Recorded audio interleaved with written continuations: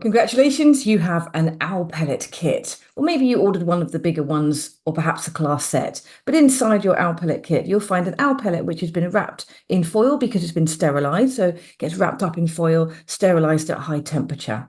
There's a little pot for you to store the bones in, or anything else that you find that's interesting, some forceps, and a couple of sticks for poking around. You've also got some gloves in there. You've also got the owl pellet bone identification chart, and most of the bones that you will find are going to be on that chart. We're going to undo the foil, and you'll see inside the owl pellet. This is what the owl pellet looks like, and you might even be able to see some bones and bits and bobs sticking out from it. All this brown stuff is mostly fur, and we've got to carefully tease that away and extract the bones and then identify them. Okay, so let's get started. Using your forceps, you can carefully start to pull away the fur. Some people moisten the owl pellet with some water. So they soak it in water for a little bit to get started. But I find don't really need to do that, just okay, just to carefully tease with the forceps. Being really careful. Whoop, got a bone already.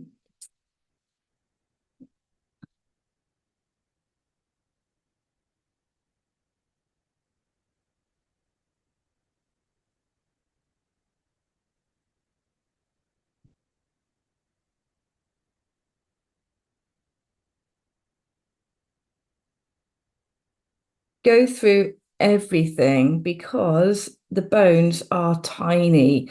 So every little bit you're going to spend working your way through it.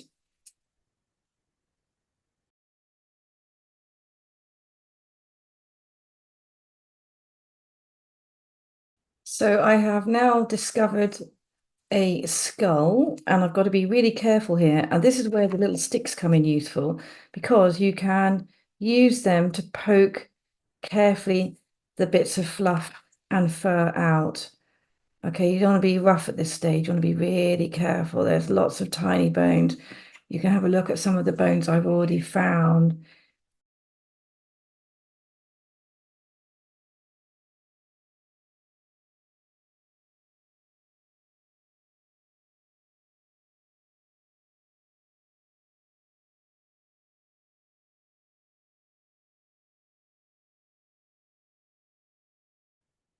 Once you've separated your bones from the fur, you can then start to identify using the identification chart that we've got.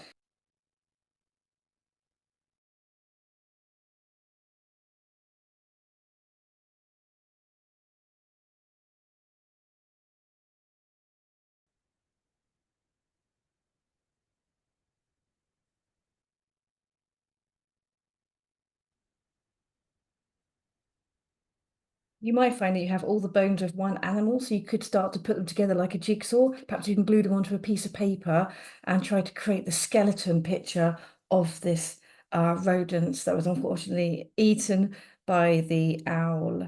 These bones are incredibly tiny, so let's get a microscope and have a look at them close up.